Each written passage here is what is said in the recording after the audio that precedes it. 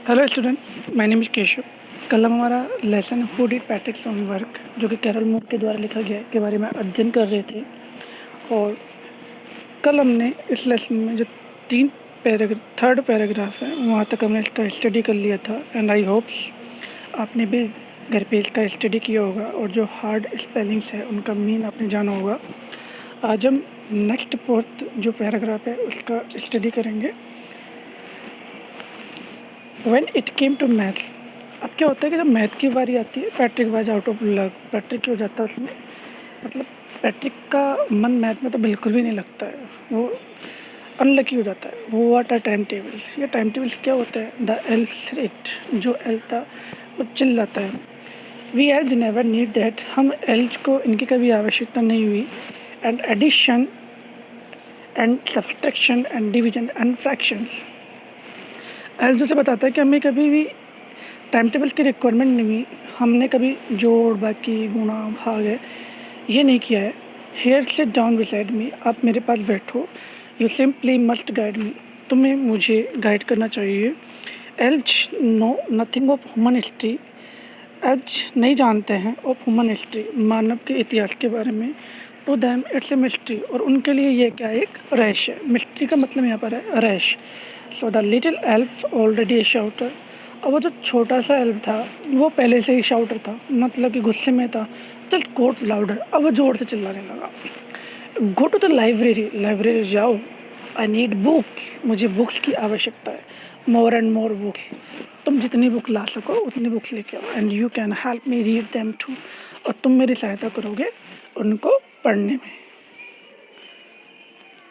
Next paragraph पे आता है, as a matter of fact, और एक वास्तविकता क्या थी? Every day in every way that little elf was a nag, प्रत्येक तरीके से जो लिटिल एल्फ था वो क्या था? परेशान करने वाला था। किसको? पैट्रिक को। नैग का मतलब है एक व्यक्ति जो कि किसी को परेशान करता है। Patrick was working harder than ever and was it's a drag, Patrick was working harder, Patrick कठिन मेहनत कर रहा था। Then ever and was it A drag, और क्या ये उसके लिए बोरिंग था?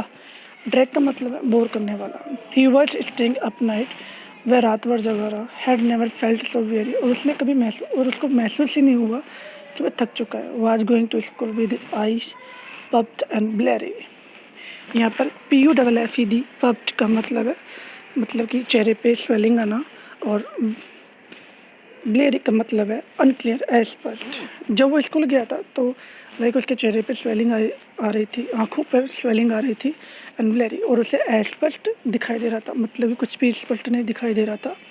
Finally the last day of school arrived and the elf was free to go, अंत में क्या होता है कि जो स्कूल का दिन है वो आ जाता है। And the elf was free to go, और एल्फ को फ्री कर दिया जाता है जाने के लिए। As for homework there was no more, अब क्या कोई भी होमवर्क बचा हुआ नहीं था। So he quietly and slyly slipped out the back door, तो चुपके से, एंड स्लीली, स्लाइली का मतलब होता है, मतलब गुप्त नीति से, मतलब चतुरता से वो वहाँ से पीछे के दरवाजे से निकल जाता है।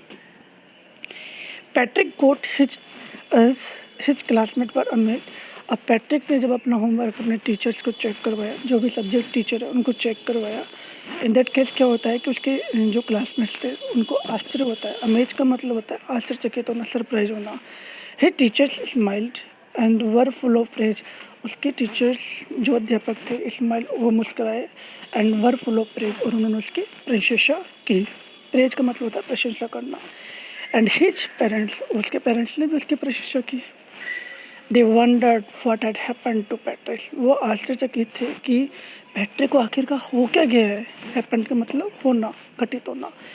He was now the model kid, अब वह एक आदर्श बच्चा बन चुका था। मॉडल का मतलब यहाँ पर है आइडियल, आदर्श। क्लीन्ड हिज रूम, उसने अपने रूम को साफ, वह अपने रूम को साफ करता था। डिड हिज चोर्स, जो कि उसके कार्य में शामिल था।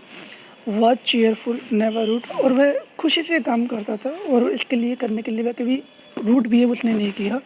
Like he had developed a whole new attitude, अब वो क्या था? एक नया एटीट्यूड उसके अंदर आ चुका था, बदलाव उसके अंदर आ चुका था।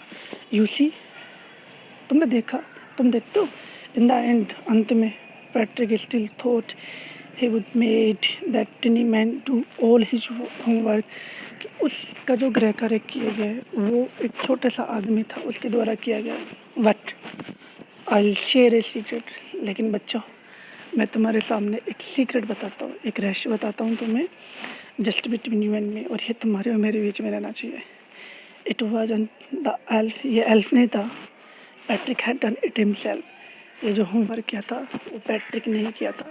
अब बच्चों शायद तुम ये सोच रहे होंगे कि पैट्रिक ने होमवर्क कैसे किया, जबकि वो लिटिल मैन ने ही पूरा होमवर्क कंप्लीट किया था। तुम्हें ध्यान है जब पैट्रिक ने उससे होमवर्क करने के लिए कहा था, तब उस स्थिति में वो पैट्रिक को बार बार कह रहा था, परेशान कर रहा था कि मुझे ये बताओ, मुझे ये नहीं आता, मुझे वो नहीं आता।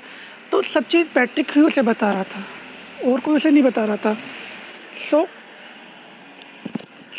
फाइनली हम इस पर आते हैं कि लाइक इसमें जो होमवर्क किया गया है वो पैट्रिक के द्वारा किया गया, क्योंकि यदि आप अपना गृह कार्य किसी को करने को देते हो तो सामने वाले को ये पता नहीं होता कि आपके होमवर्क में उसे क्या करना है क्या नहीं करना होता। आपको सब कुछ पता होता है क्योंकि टीचर्स ने होमवर्क आपको बताया है, ठीक है, और वो होमवर्क आप सब अपने आप करोगे, that can be better for you.